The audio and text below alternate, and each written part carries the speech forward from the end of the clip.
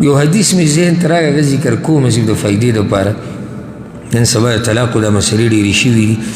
امام احمد، امام ابو داود راوړی د رسول صلی الله علیه وسلم ویو د ثوبان رضی الله عنه روایت دی، ایما امرأة سألت زوجها طلاقا في غیر ما بأس. هر هغه ښځه چې د خاوند نه طلاق غواړي بغیر څه د شرعي عذر نه، هسې تې طلاق غواړي، فحرام علیها رائحة الجنة، په هغې باندې د جنت خوشبو حرامه ده. جنت ته تله پرېږده، د جنت خوشبو پې حرامه ده.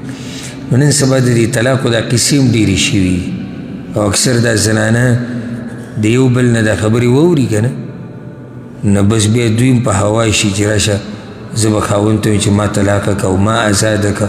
کومه ښځه چې دا خبرې کوي بغیر د شرعي عذر نه، رسول صلی الله علیه وسلم وایي په هغې باندې د جنت بین حرام دی.